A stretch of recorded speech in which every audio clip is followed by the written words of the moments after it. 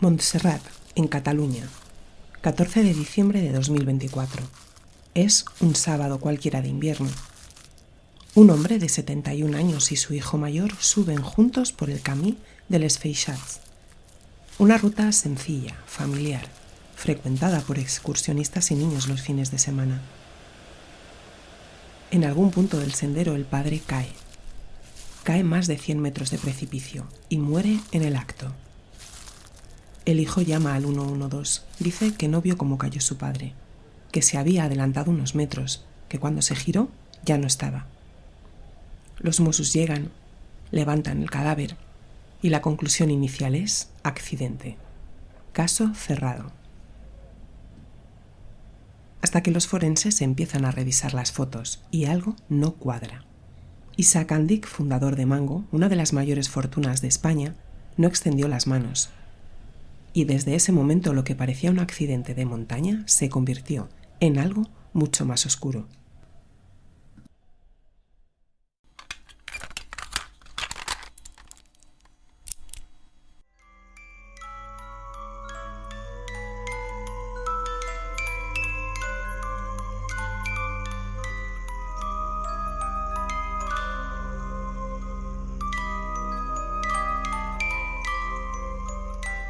Atención delirantes, detrás de cada misterio hay personas reales y una sociedad que también forma parte de la historia. Soy Macarena Naranjo Agraz y esto es Crónica Delirio, un lugar donde exploramos los casos que dejaron preguntas abiertas, heridas colectivas y verdades difíciles de mirar durante demasiado tiempo. Ponte cómodo, aunque no demasiado. Comenzamos.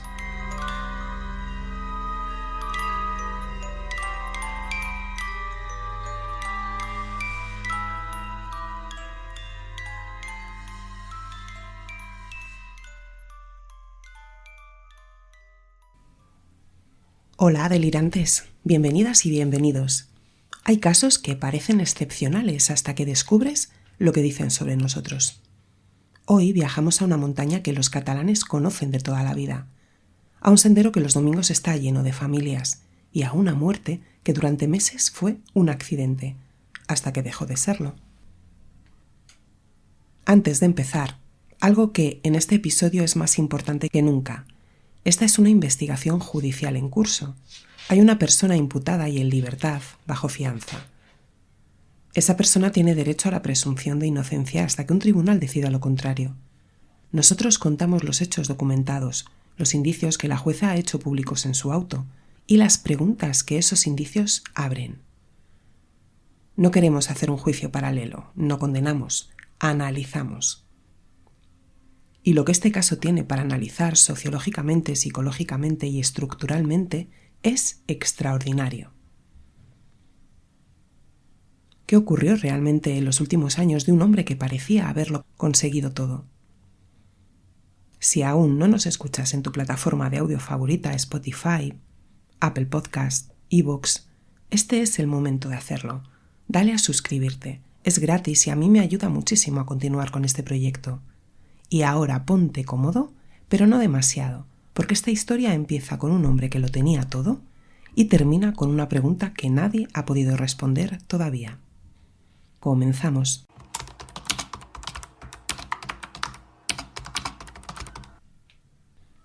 Para entender lo que está pasando, tienes que conocer primero a quién cayó por aquel precipicio. Isaac Andic Ermay nació en 1953 en Estambul, Turquía. Era judío de origen sefardí. Los sefardí son los descendientes de los judíos expulsados de España en 1492, que se asentaron en el Imperio Otomano. Una historia de diáspora y de identidad que recorre toda la cultura mediterránea. Cuando Isaac tenía 14 años, su familia emigró a Barcelona. No hablaba español, no tenía red. Tenía un padre llamado Manuel Andic, una madre llamada Sol Ermay, y el olfato para los negocios que definiría el resto de su vida. Empezó como empiezan los que no tienen otro punto de partida que el trabajo. Con su hermano Nachman vendía camisas bordadas que traían de Turquía en los mercadillos de Barcelona. Sin local, sin capital, sin apellido que les abriese puertas, solo el producto y la capacidad de leer lo que la gente quería comprar. En 1984 abrió en el Passeig de Gràcia la primera tienda Mango. El nombre lo eligió tras probar un mango durante un viaje que hizo a Filipinas. Era el mismo año en que Amancio Ortega abría Zara en Galicia. Dos hombres sin estudios universitarios, los dos empezando desde abajo, los dos a punto de cambiar para siempre la industria de la moda. Lo que Isaac construyó en 40 años es difícil de dimensionar. Mango tiene hoy más de 2.900 tiendas en más de 120 países. Facturó más de 3.300 millones de euros en 2024. Tiene 16.400 empleados alrededor de todo el mundo. Forbes estimó su fortuna personal en 4.500 millones de euros. Quinta mayor fortuna de España, primera de Cataluña. Pero las personas que trabajaron con él no hablan de los números, hablan del hombre. Lo describen como reservado, elegante, de carácter fuerte pero educado, con una ética meritocrática exigente. Esperaba mucho de su gente y daba mucho a cambio. Tenía pasión por la navegación. Llegó a tomarse un año sabático para dar la vuelta al mundo en velero. Recibió de manos del rey Felipe VI el premio Reino de España a la trayectoria empresarial. La Generalitat de Cataluña le concedió a título póstumo la Medalla de Oro, su máxima distinción. Era el arquetipo de hombre hecho a sí mismo, del inmigrante que llegó sin nada y construyó algo que pocas personas en el mundo logran construir. Y murió en un sendero de montaña familiar, a 100 metros de profundidad, sin que nadie haya explicado todavía, del todo, cómo. Isaac Andic tuvo 3 hijos con su primera esposa, Neus Raig Tarragó, con quien estuvo casado durante 20 años. Jonathan, el primogénito, nacido en 1981, Judith en el 84 y Sara en el 97. Isaac se divorció de Neus en 2018. En sus últimos años mantenía una relación con Estefanía Nut, empresaria y exgolfista profesional. Su círculo más cercano lo describía como alguien que en esa etapa de su vida estaba repensando muchas cosas, entre ellas el futuro de su legado. Jonathan Andic había entrado en Mango en 2005, después de estudiar comunicación audiovisual en Estados Unidos y administración de empresas en España. Se hizo cargo de la línea Mango Man. Era el heredero natural del negocio familiar, el que llevaba el apellido y la expectativa. Pero los resultados de Mango Man no eran lo que Isaac esperaba. Según fuentes de la investigación, las pérdidas generadas por la línea bajo la gestión de Jonathan habían llevado a Isaac a reconsiderar su retiro y volver a implicarse directamente en la empresa. Una señal de desconfianza que, en el lenguaje de las familias empresariales, pesa mucho. Y luego estaba el dinero. La jueza que instruye el caso ha hecho público en su auto de detención algo que los investigadores consideran uno de los indicios más relevantes del caso. Del análisis de los mensajes de WhatsApp en el teléfono de Isaac Andic se desprende que Jonathan le había pedido a su padre una herencia en vida y que Isaac, según el auto, se veía obligado a aceptar para continuar teniendo relación con su hijo. La magistrada señala en ese documento que Jonathan tenía una obsesión con el dinero y ejercía manipulación emocional sobre su padre. Hay otro dato que la jueza incorpora al auto. En los últimos meses de su vida, Isaac Andic tenía la intención de crear una fundación benéfica que heredara parte de su fortuna, una decisión que, de materializarse, habría reducido significativamente la herencia que correspondía a cada uno de sus hijos. Jonathan declaró en 2 ocasiones ante los investigadores que su relación con su padre era buena, que no había desavenencias. Los mensajes de WhatsApp dijeron lo contrario.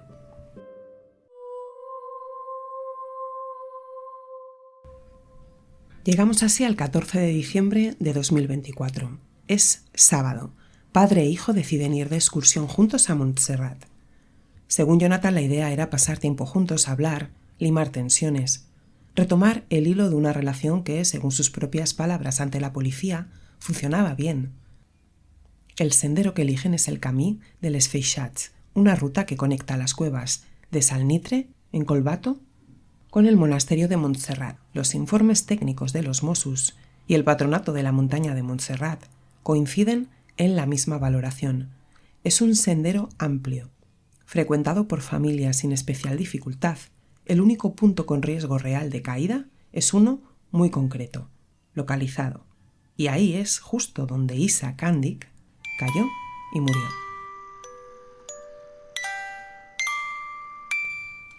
Jonathan llama al 112. Dice que no vio cómo cayó su padre, que se había adelantado unos 4 o 5 metros por el camino, que Isaac se había detenido a hacer fotos con su móvil. Cuando se giró, ya no estaba. Los Mossos llegan, hacen el levantamiento del cadáver y concluyen que es un accidente. Pero los forenses siguen trabajando y lo que encuentran transforma el caso. Primer elemento, las manos de Isaac Kandik. No tienen lesiones en las palmas, ningún rasguño, ninguna contusión de defensa. El informe forense es explícito. Cuando una persona resbala y cae hacia adelante, el instinto de protección hace que extienda las manos.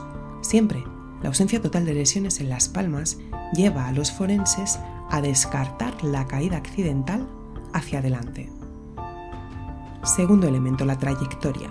El cuerpo descendió con los pies por delante, con las lesiones concentradas en el lado derecho en sentido ascendente, especialmente en las piernas. La descripción que usa el auto judicial es muy precisa, como si el cuerpo hubiera sido lanzado por un tobogán, una mecánica que los forenses consideran incompatible con un resbalón casual. Tercer elemento, la huella en el suelo. Los Mossos realizaron 10 simulacros en el punto exacto de la caída. Conclusión, la marca encontrada en el terreno junto al precipicio no puede generarse con un único resbalón hacia adelante. Para dejar esa huella es necesario frotar la suela varias veces, hacia adelante y hacia atrás, ejerciendo cierta presión. Una acción repetida y deliberada. Cuarto elemento, la distancia. La jueza señala en su auto que si padre e hijo caminaban separados por 3 o 4 metros con buena visibilidad, Jonathan debería haber visto la caída sin lugar a dudas. Para no verla había tenido que estar a 8 o 9 metros de distancia como mínimo, lejos de los 4 o 5 que él declaró inicialmente. Quinto elemento, las visitas previas. Los registros de localización del vehículo de Jonathan revelan que acudió a Montserrat los días 7, 8 y 10 de diciembre, 4, 3 y un día antes de la muerte de su padre. En esa última visita, el 10 de diciembre, realizó un recorrido casi idéntico al que haría junto a Isaac el día 14. La jueza considera que estas visitas podrían evidenciar una planificación previa del recorrido y del lugar exacto. Y sexto elemento, el teléfono. Poco después de la muerte de su padre, Jonathan cambió su teléfono móvil por uno nuevo. Borró el contenido del antiguo. Cuando los Mossos se lo pidieron, les entregó el nuevo, sin los mensajes de WhatsApp anteriores a la muerte de Isaac. Pero hay algo más, algo que los forenses no vieron en el cuerpo de Isaac Kandik, sino en el teléfono, de nuevo, de su hijo. Cuando alguien presencia la muerte de su padre a 100 metros de profundidad, el instinto dice que hay una sola llamada urgente, una al 112. Jonathan no llamó a emergencias de inmediato. En su lugar sacó el teléfono y marcó el número de Stefanianu, la pareja de su padre. Fue después de hablar con ella cuando se puso en contacto con los servicios de emergencias. En su primera declaración ante los Mossos, Jonathan no mencionó esa llamada previa. Dijo que había alertado a las autoridades directamente tras ver caer a su padre. Solo en su segunda declaración reconoció haber llamado primero a su madrastra. Una llamada que nadie sabe cuánto duró, ni exactamente para qué se hizo. Además, hay un segundo detalle que también cambió entre una declaración y otra: la ubicación en la que Jonathan aseguró haber dejado el coche estacionado. No coincidía con lo que las comprobaciones posteriores revelarían. La contradicción puede parecer menor, pero en una investigación criminal, las versiones que cambian terminan contaminándolo todo. Los investigadores no lo pueden ignorar. Un relato que no es siempre el mismo. Ninguno de estos indicios es concluyente por separado, pero la jueza los lee todos juntos. Y en ese auto dictado hace pocos días, hablamos de mayo de 2026, concluye que existen indicios suficientes para investigar una posible actuación activa y premeditada por parte de Jonathan Andic.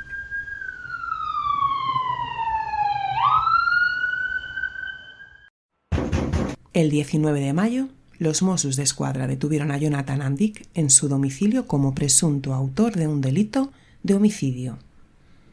Compareció ante la jueza del juzgado de instrucción número 5 de Martorell ese mismo día. Solo respondió a las preguntas de su abogado, Cristóbal Martel. La magistrada accedió a la petición de la Fiscalía y ordenó prisión provisional eludible bajo una fianza de 1 millón de euros. Jonathan Andic la pagó y quedó en libertad.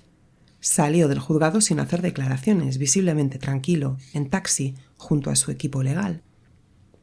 Las medidas cautelares impuestas son 3: comparecencia semanal ante el juzgado, retirada del pasaporte y prohibición de abandonar el país.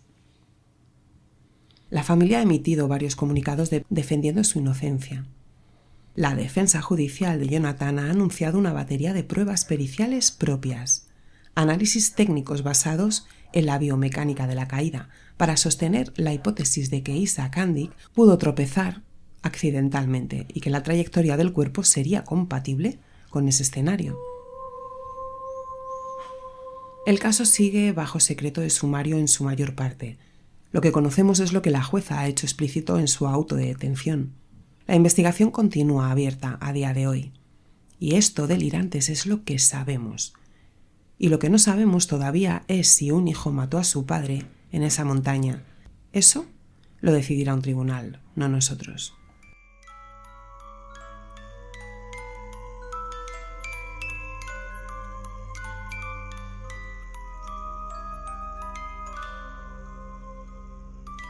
Y ahora permitidme abrir un momento el archivo sociológico de este caso, porque, más allá de la investigación penal, que está en manos de la justicia, este caso plantea preguntas que merecen un análisis. Preguntas que no dependen de que Jonathan Andic sea culpable o inocente. Preguntas sobre estructuras, sobre dinámicas, sobre lo que los sociólogos llevan décadas estudiando en las empresas familiares. Primero, la trampa de la herencia como identidad. Isaac Andic se hizo a sí mismo. Llegó a Barcelona, siendo muy jovencito, sin conocer el idioma, sin capital, sin red, y construyó en 40 años algo que es el resultado de decisiones propias, riesgos propios y fracasos propios. El éxito le pertenecía porque el proceso le pertenecía. Para los hijos de este tipo de personas la posición es radicalmente diferente. Nacen dentro del resultado, no dentro del proceso. La empresa ya existe, el apellido ya pesa, la expectativa ya está definida antes de que ellos puedan elegir nada. La sociología de las empresas familiares documenta de manera sistemática la tensión que esto genera. El heredero que quiere demostrar que es más que el apellido, el padre que compara, consciente o inconscientemente, cada decisión del hijo con sus propias decisiones en los mismos años. Y la asimetría fundamental, el padre lo empezó todo desde cero y lo midió todo por sus propios criterios. El hijo hereda esos criterios junto con la empresa. No estoy describiendo el caso Andic, estoy describiendo un patrón que se repite en miles de empresas familiares en todo el mundo. Por otro lado, el dinero como lenguaje familiar. El auto judicial hace referencia a conversaciones de WhatsApp en las que Jonathan pedía a su padre una herencia en vida. Y hace referencia a una obsesión con el dinero como elemento central de la relación entre ambos. Hay algo que vale la pena nombrar aquí, aunque sea incómodo. En las familias con grandes patrimonios, el dinero raramente es solo dinero. Es el idioma en el que se expresan muchas otras cosas.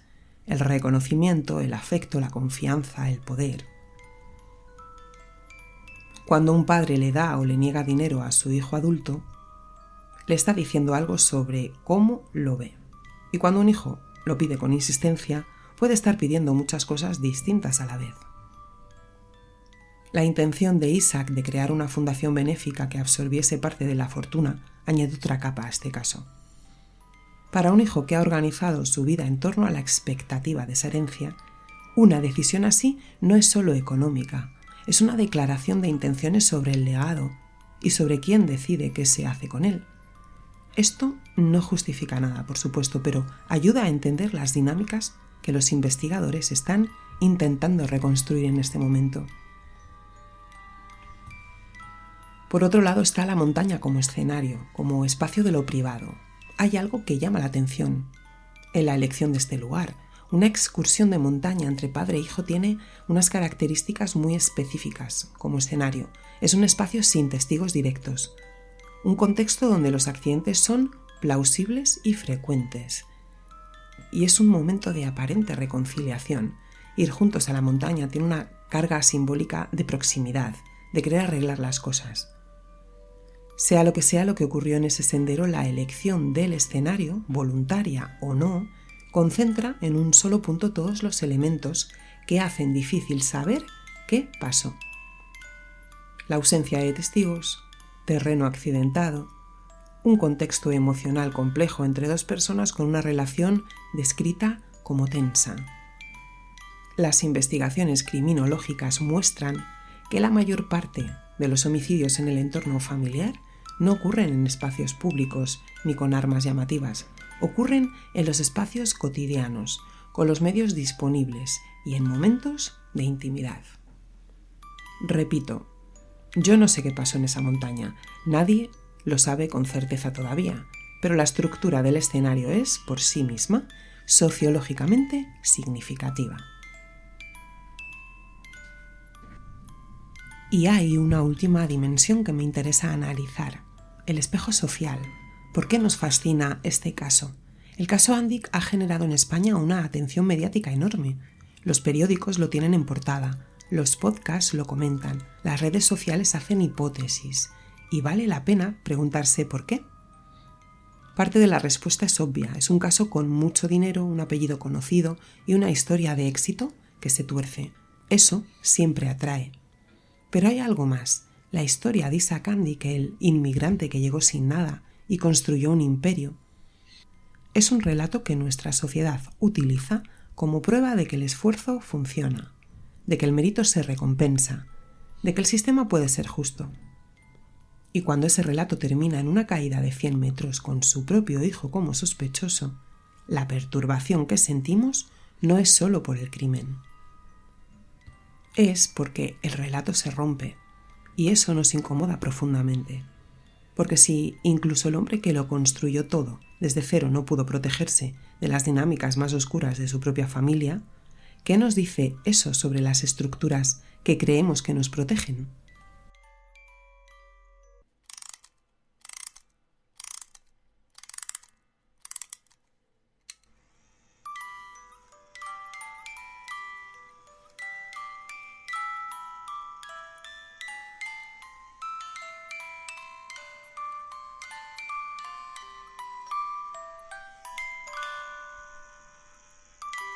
El caso de la muerte de Isaac Andic sigue abierto. Jonathan Andic está en libertad bajo fianza de 1 millón de euros, con el pasaporte retenido y la obligación de comparecer semanalmente ante el juzgado. La investigación continúa. Lo que sabemos es esto. Un hombre de 71 años murió en una montaña que no era peligrosa. Su cuerpo presentaba indicios que los forenses consideran incompatibles con un resbalón accidental. Su hijo, la única persona que estaba con él, ha ofrecido versiones distintas en distintas declaraciones, y los datos de localización de su vehículo muestran visitas previas al punto exacto de la caída. Lo que no sabemos es si eso fue un crimen. Eso lo determinará un tribunal, con todas las garantías del proceso penal. Pero independientemente del veredicto, este caso ya ha expuesto algo que no necesita sentencias para ser verdad, que las familias que construyen grandes fortunas también construyen grandes tensiones, que la herencia no es solo dinero, que el éxito tiene un precio que no siempre pagan quienes lo cosecharon. Isa Candic llegó a Barcelona con 14 años y construyó algo que duró 40. Lo que ocurrió en los últimos metros de ese sendero en Montserrat todavía no tiene respuesta. Y esa pregunta por ahora continúa sin cerrarse.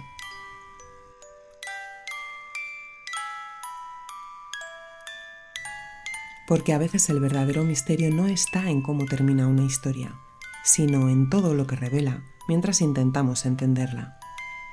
Y si aún no estás suscrito en tu plataforma de audio favorita, este es el momento, dale a suscribirte, es gratis y me ayuda mucho a que esta historia llegue más lejos. Crónica de Lirio no solo se escucha, también se construye. Escríbeme y cuéntame el caso, puede ser el próximo episodio. Nos escuchamos en el próximo episodio, con más historias donde la realidad y el delirio se encuentran. Adiós.